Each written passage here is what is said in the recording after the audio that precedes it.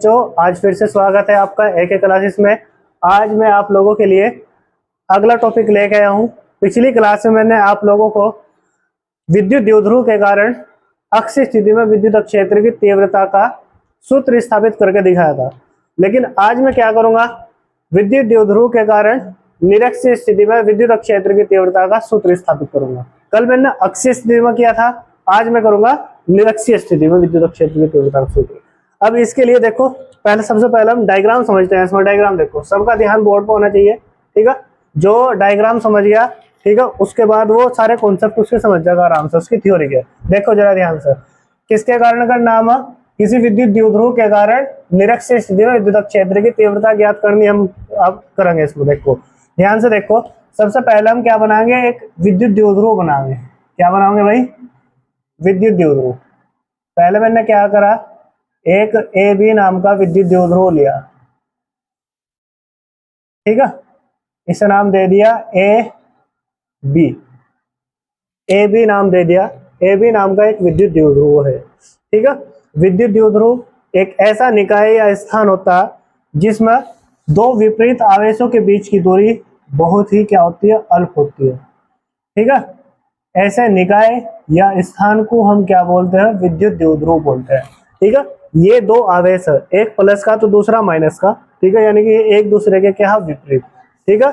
एक समान किंतु क्या है, ये विपरीत आवेश है, और इनके बीच की दूरी क्या होगी, 2l होती है, ठीक है। बहुत ही अल्प होती है, बहुत अल्प दूरी की हमने क्या मान लिया, 2l होती है, ठीक है। हमने कहा ये ए बी नाम का एक विद्युत द्विध्रुव था जिसमें दो विपरीत आवेशों के बीच की दूरी बहुत ही अल्प हमने मान रखी है, वो कितनी है, 2l, ठीक है। अब हमें क्या करना, इस ए बी विद्युत द्विध्रुव के कारण, ठीक है, निरक्षीय स्थिति में विद्युत क्षेत्र की तीव्रता का सूत्र स्थापित करना होगा, ठीक है। तो अब हम क्या करेंगे, ये जो ए बी विद्युत द्विध्रुव है, इस ए बी विद्युत द्विध्रुव के मध्य में एक बिंदु लेंगे, ठीक है। उस बिंदु को नाम दे दिया मैंने ओ। क्या नाम दे दिया, ओ। ओ बिंदु है, ठीक है। इस ओ बिंदु से निरक्षीय स्थिति में विद्युत क्षेत्र की तीव्रता ज्ञात करनी है। तो हमने क्या कहा, इस ए बी विद्युत द्विध्रुव के मध्य बिंदु ओ से आर दूरी पर, ठीक है, एक हम बिंदु लेंगे 90 डिग्री के एंगल पर जाके, यहाँ पर हम एक बिंदु लेंगे, ठीक है। इस बिंदु को मैंने नाम दे दिया पी। क्या नाम दे दिया भाई, पी बिंदु। मैंने बोल दिया कि इस बिंदु पी पर मुझे विद्युत क्षेत्र की तीव्रता ज्ञात करनी है, ठीक है। हमने क्या करा, जो ये हमारा ए बी विद्युत द्विध्रुव था, इसके मध्य में एक बिंदु लिया ओ, इससे हमने क्या करी, आर दूरी ली। कितनी दूरी ली भैया, आर दूरी ली।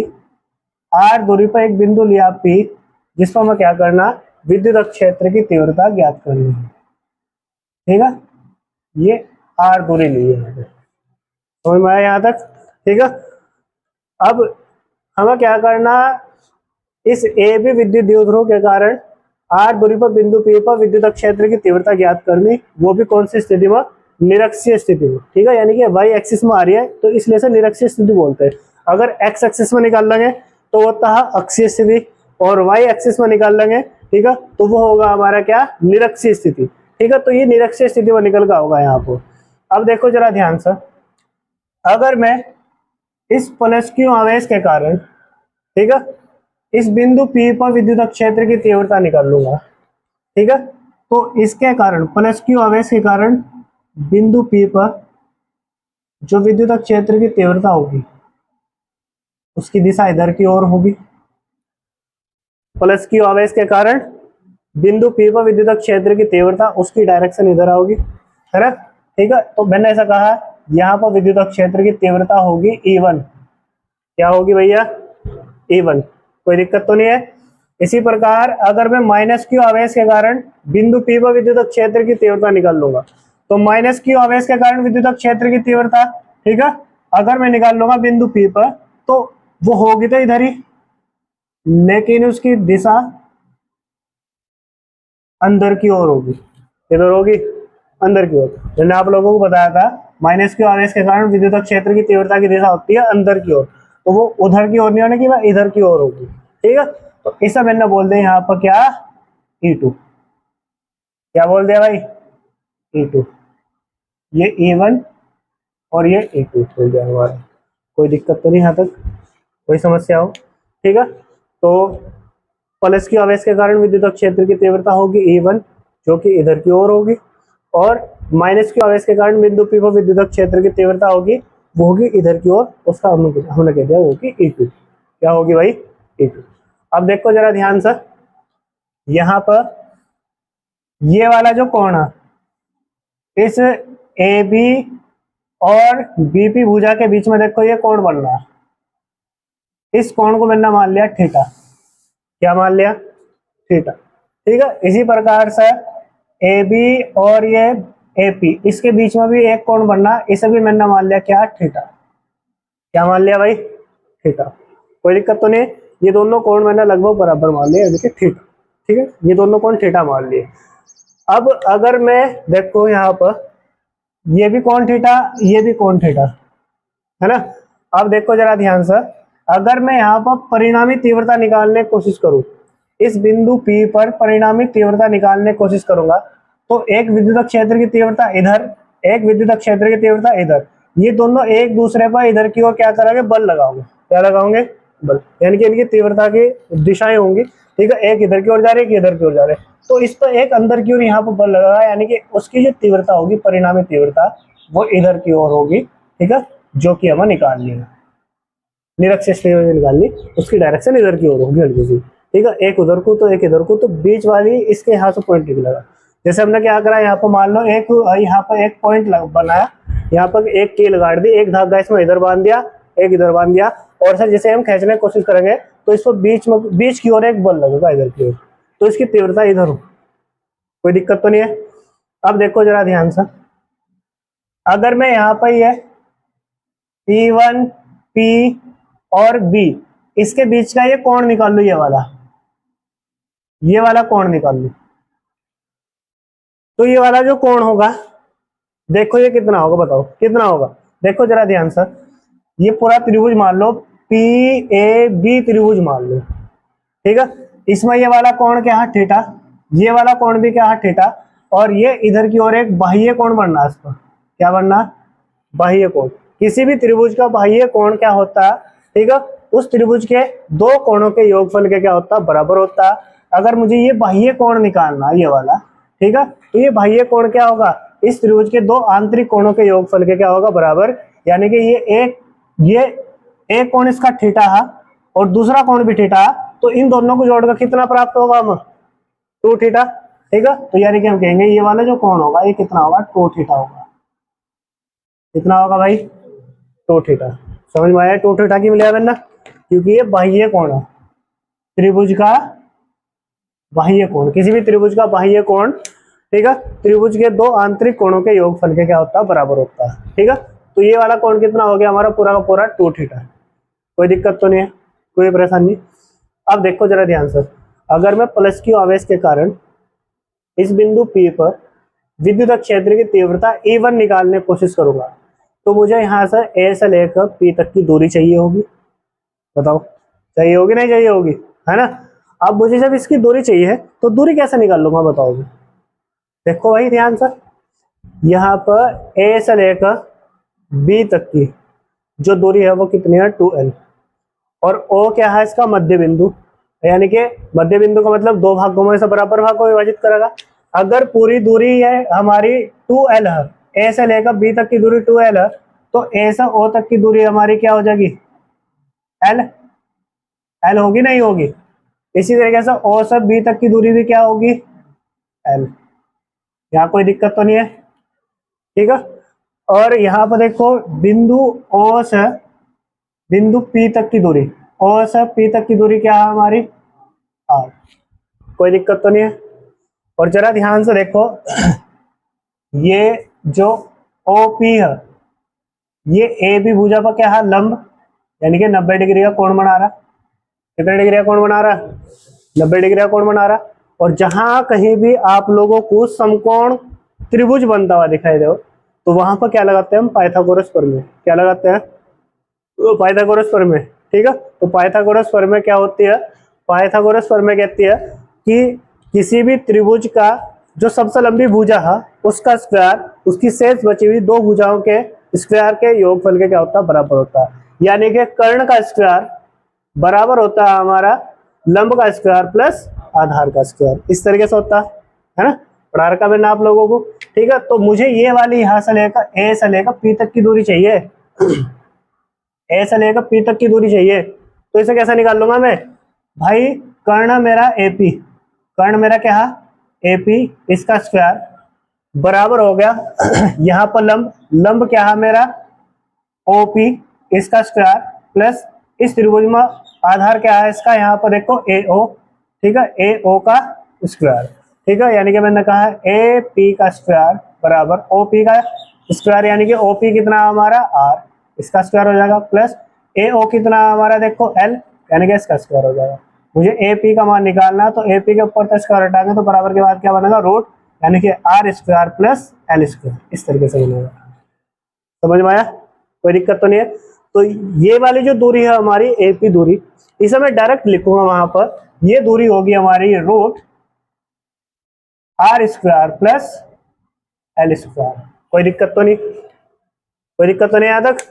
ठीक है, इसी प्रकार अगर मैं इधर वाली दूरी निकाल लूंगा भाई, माइनस क्यों आवेश के कारण भी बिंदु पी पर विद्युत क्षेत्र की तीव्रता निकालनी, अगर मैं यह वाली दूरी निकाल लूंगा तो यह भी ऐसे निकलेगी। देखो यहाँ पर आधार क्या है एल, लंब क्या है आर, यानी कि आर प्लस एल का होल स्क्वायर, मतलब ये रूट के अंदर ही आओगी इसी तरीके से। ठीक है, तो यानी कि यह वाली दूरी भी हमारी क्या होगी निकल का रूट आर का स्क्वायर प्लस एल का स्क्वायर।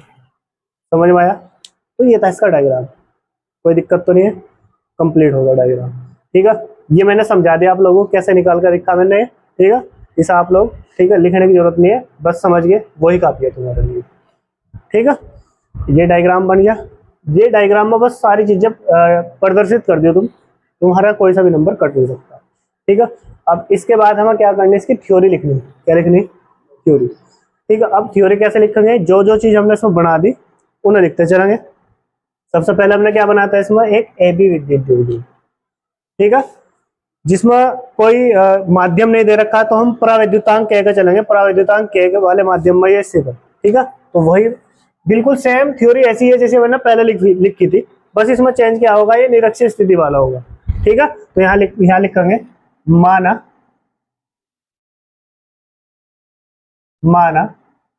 ए बी विद्युत द्विध्रुव, ए बी विद्युत द्विध्रुव, माना ए बी विद्युत द्विध्रुव स्मॉल के परावैद्युतांक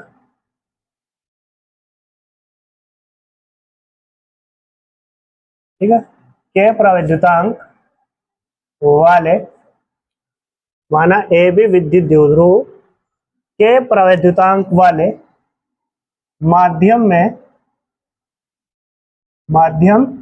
में स्थित है, के परावैद्युतांक वाले माध्यम में स्थित है। हमें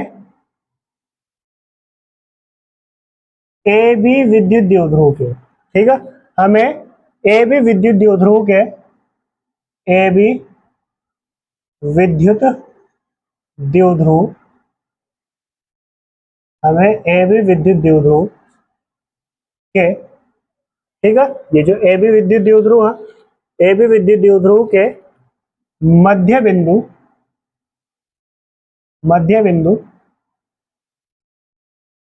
ओ से, मध्य बिंदु ओ से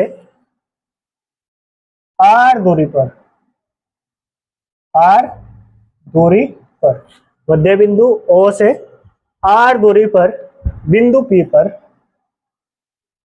बिंदु पी पर, आर दूरी पर बिंदु पी पर निरक्षीय स्थिति में, निरक्षीय स्थिति में, आर दूरी पर बिंदु पी पर निरक्षीय स्थिति में विद्युत क्षेत्र की तीव्रता, विद्युत क्षेत्र की तीव्रता ज्ञात करनी है, विद्युत क्षेत्र की तीव्रता ज्ञात करनी है। ठीक है, बस इतनी थ्योरी लिखनी है इसमें, कोई दिक्कत तो नहीं आता किसी को भाई। अब इसके बाद देखो हम कहेंगे यहाँ पर, इसके बाद हम जानते हैं एक बिंदु आवेश के कारण विद्युत क्षेत्र की तीव्रता के लिए फॉर्मूला होता है E बराबर 1/4 pi epsilon not into small के into Q upon R square. ठीक है, उसी के अनुसार निकाल लेंगे यहाँ पर हम कहेंगे वी नाउ दैट। ठीक है भाई, हम जानते हैं अगर मैं इसके लिए निकाल लूंगा प्लस क्यू आवेश के लिए, प्लस क्यू आवेश के कारण, प्लस क्यू आवेश के कारण, प्लस क्यू आवेश के कारण बिंदु P पर, बिंदु P पर, प्लस क्यू आवेश के कारण बिंदु P पर विद्युत क्षेत्र की तीव्रता, विद्युत क्षेत्र की तीव्रता।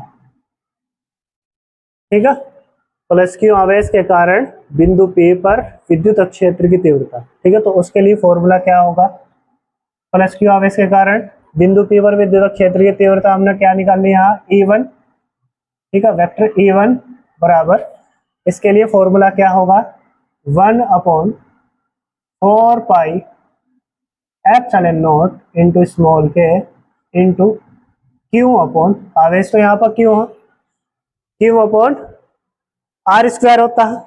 आर यहाँ पर देखो क्या है, ए से पी तक की दूरी क्या है, रूट आर का स्क्वायर प्लस एल का स्क्वायर, यही तो भाई आर का स्क्वायर होगा। ठीक है, तो दूरी तो यहाँ root R square plus L square, इस पूरे का क्या होगा होल स्क्वायर, कोई दिक्कत तो नहीं आता। अब इसके स्क्वायर था, इसका रूट कैंसिल, तो यानी कि E1 का जो मान होगा वो क्या निकल का होगा 1/4 pi epsilon not into small के into Q upon R square plus L square, ये होगा, कोई दिक्कत तो नहीं आता भाई। चलो ठीक है, हमने ऐसा कह दिया यहाँ पर। अब इसकी दिशा किधर होगी, प्लस की आवेश के कारण ए से पी की ओर, ए से पी की ओर, ये मैंने इसकी दिशा दर्शा दी, ए से पी की ओर, कोई दिक्कत तो नहीं है। ठीक है, फिर हमने कहा इसी प्रकार, इसी प्रकार, ठीक है, माइनस क्यू आवेश के कारण बिंदु P पर विद्युत क्षेत्र की तीव्रता, इसी प्रकार माइनस क्यू आवेश के कारण, माइनस क्यू आवेश के कारण बिंदु P पर, बिंदु P पर विद्युत क्षेत्र की तीव्रता, विद्युत क्षेत्र की तीव्रता। ठीक है, माइनस क्यू आवेश के कारण बिंदु P पर विद्युत क्षेत्र की तीव्रता निकाल लेंगे, तो वो निकल कर क्या आ रही है हमारी E2, क्या आ रही माइनस क्यू आवेश के कारण E2 इक्वल टू, फॉर्मूला क्या होगा 1/4 pi epsilon not into small के into Q upon R square होता, आर क्या है यहाँ से यहाँ तक, P से B तक की दूरी क्या है हमारी root R square plus L square, इस पूरे का क्या करेंगे होल स्क्वायर, स्क्वायर था इसका रूट कैंसिल, तो यानी कि E2 निकल का क्या होगा हमारा E2 equal to 1/4 pi epsilon not into small के इंटू क्यू अपॉन आर का स्क्वायर प्लस एल का स्क्वायर, कोई दिक्कत तो नहीं है। यहाँ हम कह देंगे इसकी दिशा किधर होगी, P से B की ओर, P से B की ओर,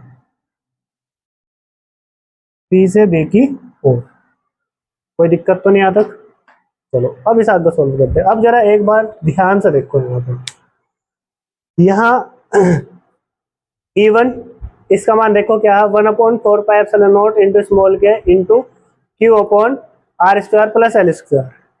इस वाले को देखो, और इसी तरीके से E2 को देखो, E2 बराबर 1/4πε0 स्मॉल के इंटू Q/r² प्लस L²। दोनों सेम दिखाई दे रहे, इसका मतलब E1 और E2 एक दूसरे के बराबर होगा।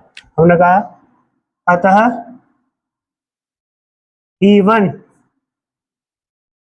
बराबर होगा किसके, E2 के। ठीक है, E1 विद्युत क्षेत्र की तीव्रता बराबर होगी E2 विद्युत क्षेत्र की तीव्रता के। कोई दिक्कत तो नहीं है यहाँ पर। ठीक है, मैंने कहा आप जा नाउ आप देखो क्या करेंगे। ठीक है, हमने कहा आप जा अतः बिंदु P पर, अतः बिंदु P पर परिणामी विद्युत क्षेत्र की तीव्रता, बिंदु P पर परिणामी विद्युत क्षेत्र की तीव्रता। ठीक है, अगर मैं बिंदु P पर परिणामी विद्युत क्षेत्र की तीव्रता निकाल लूंगा तो उसके लिए मुझे क्या करना पड़ेगा, इन दोनों को E1 और E2 को जोड़ना पड़ेगा। और E1 और E2 दोनों क्या है, सदिश राशि है, और सदिश राशियों को हम डायरेक्ट नहीं जोड़ सकते। उसके लिए हम किसके नियम का पालन करते हैं, समांतर चतुर्भुज के नियम का। ठीक है, तो मैं कहूंगा यहां समांतर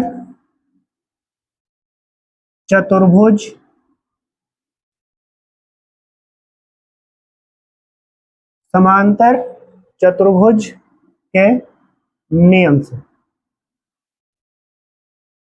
समांतर चतुर्भुज के नियम से। समांतर चतुर्भुज का नियम क्या कहता है, अगर मुझे परिणामी विद्युत क्षेत्र की तीव्रता निकालनी E, तो उसके लिए फॉर्मूला होगा हमारा अंडर रूट E1 इसका स्क्वायर होगा प्लस E2 इसका भी स्क्वायर होगा प्लस 2 E1 E2 इंटू यहाँ पर क्या होता है कोस थीटा। कोई दिक्कत तो नहीं भाई। चलो इसे भी सॉल्व करते हैं।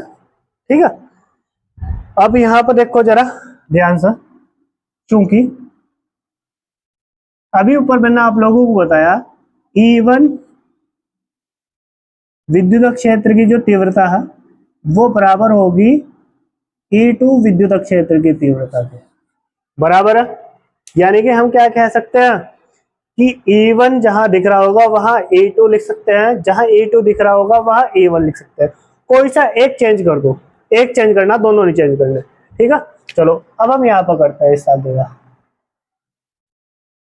तो भाई देखो, जहां आप लोगों को E2 दिख रहा है उसकी जगह E1 लिख दो आराम से। तो मैंने कहा है यहाँ पर देखो, परिणामी विद्युत क्षेत्र की तीव्रता E बराबर रूट E1 का स्क्वायर, ये तो जो का तो रहने दो शुरू वाला, E1 का स्क्वायर। ठीक है, प्लस जो यहाँ पर E2 था, अब E2 को E1 में कन्वर्ट कर दो। तो मैंने कह दिया यहाँ पर E1 का ही स्क्वायर। ठीक है, जहां E2 दिख रहा था उसकी जगह E1 पुट कर दिया मैंने यहाँ पर। ठीक है, प्लस फिर क्या था 2 E1 वेक्टर है इनके ऊपर। ठीक है, फिर गुणा, फिर क्या था इसके साथ में E2 को कन्वर्ट क्या करा आपने E1 में, यानी कि E2 की जगह क्या रखेंगे हम E1। ठीक है भैया, तो और यहाँ पर एक चीज और ध्यान रखना, चूंकि थीटा का मान ऊपर बताया मैंने आप लोगों को, देखो थीटा का मान क्या है यहाँ पर 2 थीटा। क्या भैया 2 थीटा, कोई दिक्कत तो नहीं है। तो देखो जरा ध्यान से, यहाँ पर थीटा का मान कितना हो जाएगा कोस 2 थीटा। थीटा का मान क्या होगा 2 थीटा। ठीक है, अब देखो जरा ध्यान से करते हैं ऐसे कार्य। वेक्टर E बराबर अंडर रूट E1 का स्क्वायर, एक जैसी चीज दो बार दिखाई दे रही। ठीक है, यानी कि एक E1 कितना होगा ये 2 E1 क्या हो गया, 2e1 का स्क्वायर, कोई दिक्कत। फिर यहाँ पर प्लस, ऐसे ही यहाँ पर देखो लिखा हुआ 2, कोई दिक्कत नहीं। e1 की गुणा e1 के साथ हो रही, e1 की गुणा e1 के साथ हो रही, तो e1 का क्या हो जाएगा, स्क्वायर। e1 का क्या हो गया, स्क्वायर, और ये हो गया हमारा कोस 2 थीटा। कोई दिक्कत परेशानी है तो नहीं। चलो अब यहाँ पर देखो, ई बराबर रूट 2e1 का स्क्वायर, 2e1 का स्क्वायर, एक जैसी चीज आप लोगों को दो बार दिखाई दे रही, कॉमन लेगा, बाहर मारो फेंक का एकदम से। 2e1 का स्क्वायर कॉमन ले लिया। अब भाई 2e1 का स्क्वायर कॉमन ले लिया, तो यहाँ पर क्या बचेगा, एक। ये पूरी चीज कॉमन लेकर एक बार लिख दी मैंने, तो ब्रैकेट में क्या बचा हमारे पास, एक। ठीक है, फिर प्लस यहाँ पर 2e1 का स्क्वायर कॉमन ले लिया, तो क्या बचा खाली, कोस 2 थीटा। कोई दिक्कत तो नहीं है भैया, कोई परेशानी हो। और यहाँ पर हम बोल लेंगे, चूंकि हमने मैथ में एक फॉर्मूला पढ़ा, 1 प्लस कोस 2 थीटा बराबर होता है 2 कोस स्क्वायर थीटा को, 2 कोस स्क्वायर थीटा को। समझ में आ रही बात यहाँ से, ठीक है, ये फॉर्मूला होता। तो यहाँ पर क्या हो जाएगा, देखो जरा ध्यान से, वेक्टर ई बराबर रूट 2e1 तो जोगा दो, इसे छेड़ने की जरूरत नहीं, इसका स्क्वायर जोगा दो यहाँ पे, ठीक है, गुणा इस पूरी चीज की जगह क्या लिखा जाएगा भैया, 2 कोस स्क्वायर थीटा। कोई दिक्कत, चलो और अच्छी बात होगी। यहाँ पर देखो जरा ध्यान से, ई बराबर रूट 2 की गुणा 2 के साथ करिए, यानी कि हम 2 का स्क्वायर लिख सकते हैं, है ना, गुणा e1 का भी क्या है, यहाँ देखो स्क्वायर, e1 का भी स्क्वायर हो गया, गुणा फिर यहाँ पर देखो क्या लिखा हुआ, कोस स्क्वायर थीटा। क्या लिखा हुआ, कोस स्क्वायर थीटा, और इन सब के ऊपर क्या है, रूट। तो इसके स्क्वायर था इसका रूट कैंसिल, इसके स्क्वायर था इसका रूट कैंसिल, इसके स्क्वायर था इसका रूट कैंसिल। तो ई बराबर क्या निकल गया, देखो जरा ध्यान से, यहाँ पे 2 बाहर आ गया, e1 भी हमारा बाहर आ गया, स्क्वायर हट गया इनके ऊपर तक, इनटू क्या बच रहा है यहाँ पर, कोस थीटा, स्क्वायर इसका भी कैंसिल हो गया। समझ में आई बात, कोई दिक्कत परेशानी है तो नहीं। अब देखो यहाँ पर वेक्टर ई बराबर 2, कोई दिक्कत नहीं है, जोगा दो रहने दो, गुणा में यहाँ पर देखो e1, क्या हमने e1 का मान निकाल रखा, e1 का मान निकाल रखा, देखो जरा ध्यान से क्या निकाल रखा, e1 का मान है हमने निकाल रखा, e1 बराबर होता है 1/4 pi epsilon not into small के। e1 का मान देख लो, इधर निकाल रखा, कभी सोचो कहां था लिख रहा है, e1 का मान वहां से लिख रहा है, ठीक है। चाहे तो इसे समीकरण नंबर फर्स्ट मान लो और इसे सेकंड मान लो, इस तरीके से भी कर सकते हो आप लोग, ठीक है। यहां सीधा सीधा लिख दो समीकरण फर्स्ट से,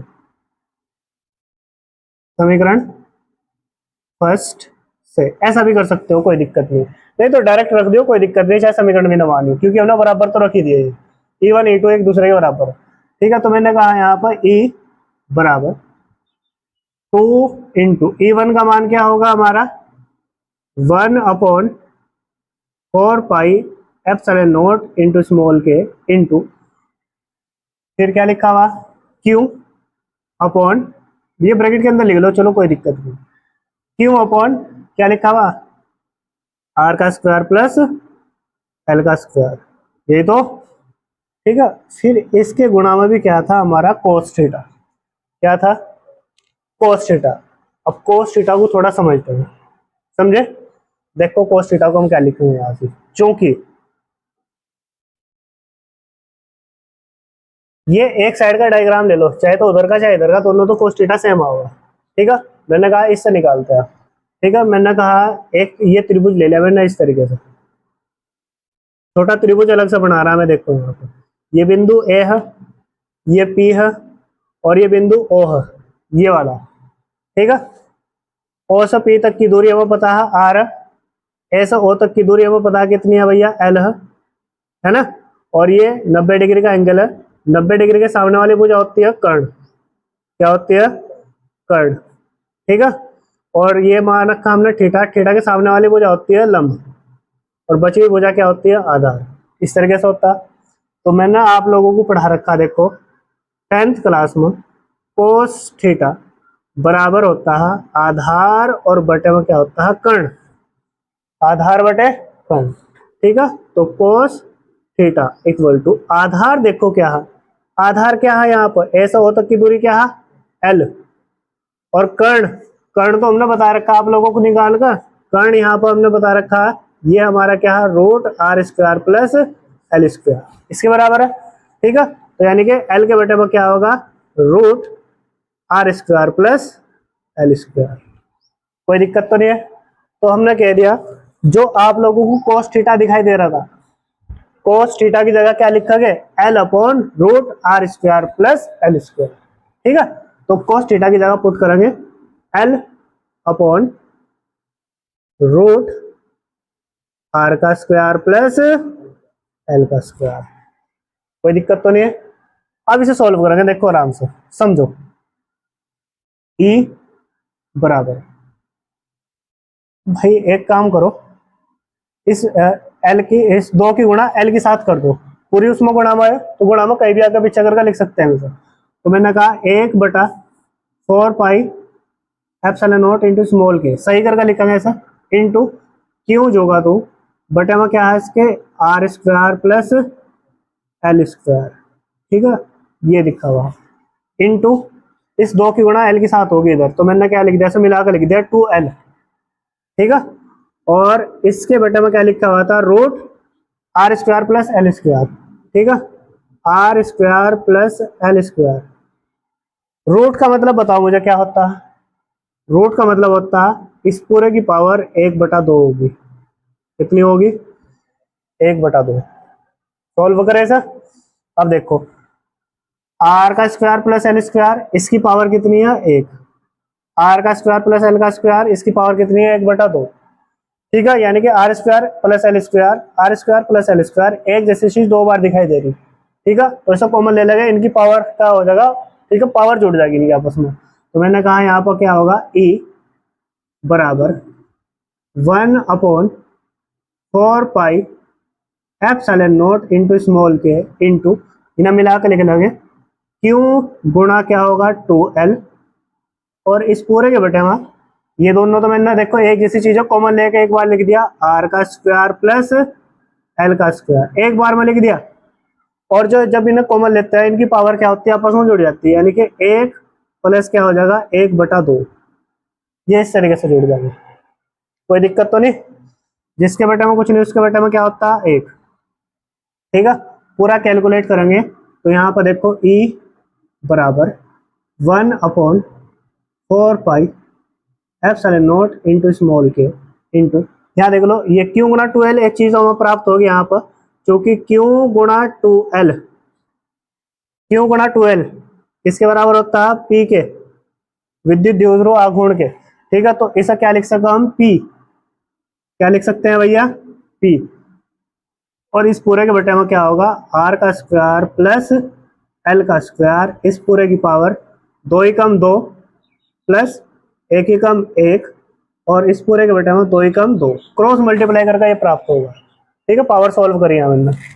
अब देखो ई बराबर 1/4 pi epsilon not into small के इंटू पी अपॉन क्या होगा, आर का स्क्वायर प्लस एल का स्क्वायर, इस पूरे की पावर 2 और 1 3, बटे में कितना होगा, 2। कोई दिक्कत, कोई परेशानी। अब देखो इसे यहां तो सॉल्व करता हूं मैं, देखो जरा अभी जगह इस पर कम है, यहां तक का नोट करो तुम, ठीक है। अभी कराता हूँ इसका जो, तो अब हमने बात करते हैं इससे आगे, देखो इसे सॉल्व करते हैं। यहाँ पर देखो जरा ध्यान से, यहाँ हम बोल सकते हैं चूंकि हमें पता है एल क्या है, यहाँ पर एल क्या है, जो हमारा विद्युत द्विध्रुव है, विद्युत द्विध्रुव एक ऐसा निकाय या स्थान होता है जिसमें दो विपरीत आवेशों के बीच की दूरी बहुत ही अल्प होती है, और उस अल्प दूरी को हमने यहाँ पर क्या मान रखा, 2L। क्या मान रखा, ये अल्प दूरी यानी कि बहुत ही कम दूरी होती है, ठीक है, उसे मान रखा हमने 2L। और यहाँ पर 2L का भी ये क्या है, देखो L स्क्वायर इसका आधा, यानी कि L क्या है इसका आधा, और स्क्वायर करेंगे तो और छोटा हो जाएगा, मतलब आधा आधा का भी ये और स्क्वायर होगा, मतलब ये बहुत ही छोटी दूरी है। तो हम कहेंगे चूंकि L स्क्वायर बहुत छोटा, बहुत ही छोटा, अत्यंत छोटा, अति सूक्ष्म, बहुत छोटा आर स्क्वायर से, ठीक है, आर स्क्वायर तो बहुत छोटा है, इसलिए इसलिए इसे छोड़ने पर, इसलिए इसे छोड़ने पर, क्योंकि हमें इसकी आवश्यकता ही नहीं है, ठीक है, तो इसलिए हमने क्या करा, एल स्क्वायर को छोड़ दिया। अब मैं इस आगे का यहाँ पर सिद्ध कर रहा, इसे मिटा रहा, देखो देखो जरा ध्यान से।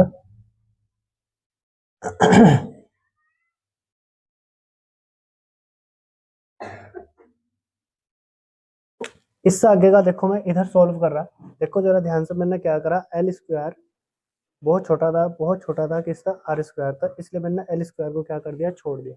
जब मैंने एल स्क्वायर को छोड़ दिया तो इसके बाद मुझे प्राप्त होगा, यहाँ पर देखो, ई बराबर 1/4 pi epsilon not into small के इंटू पी अपॉन, ठीक है, ये देखो क्या था, R square plus L square, L square तो मैंने छोड़ दिया इसमें, ठीक है, यानी कि क्या बचा यहाँ पर आर स्क्वायर, और इस पूरे की पावर क्या है, देखो 3/2, पूरे की पावर क्या है, 3/2, ठीक है, 3/2 है इसकी पावर। अब इसे हम सॉल्व करते हैं, तो वेक्टर ई बराबर 1/4 pi epsilon not into small के इंटू पी अपॉन, देखो यहाँ पर ये आर का स्क्वायर है, और इस पूरे की पावर क्या है, 3/2। जब मैं इसका ब्रैकेट हटाऊंगा, ठीक है, तो पावर की आपस में क्या हो जाती है, गुणा, आर स्क्वायर था जो इसकी पावर थी, इनकी आपस में क्या हो जाती है, गुणा हो जाती है, 3/2 की इसके साथ गुणा हो जाएगी, ठीक है। अब देखो इस दो था, ये दो कैंसिल, ठीक है, तो ई बराबर देखो क्या आया निकल कर, 1/4 pi epsilon not into small के इंटू पी अपॉन, भाई ये 2 से 2 तो कट गया, क्या बच रहा, पावर 3, यानी कि आर की पावर 3, ठीक है। और चूंकि हमें पता है के क्या है, प्रावैधतांक, जिसका मान निर्वात या वायु के लिए, इसके लिए निर्वात, ठीक है, या वायु के लिए क्या होता है, एक होता है, ठीक है, यानी कि हम कह सकते हैं इसे वेक्टर ई बराबर हम लिख सकते हैं 1/4 pi epsilon not into p upon R का क्यूब, ऐसे लिख सकते हैं। और इतनी चीज हमें पता, चूंकि 1/4 पाई एप्सिलॉन नॉट, इसका मान मैंने कैलकुलेट करके बता रखा आप लोग, कितना होता है, 9 × 10⁻9, ठीक है, तो यानी कि ई बराबर क्या हो गया हमारा, 9 × 10⁻9 into vector p upon R का क्यूब। और यही फॉर्मूला में क्या करना था, सिद्ध करना था, H proof, hence proof, note करो।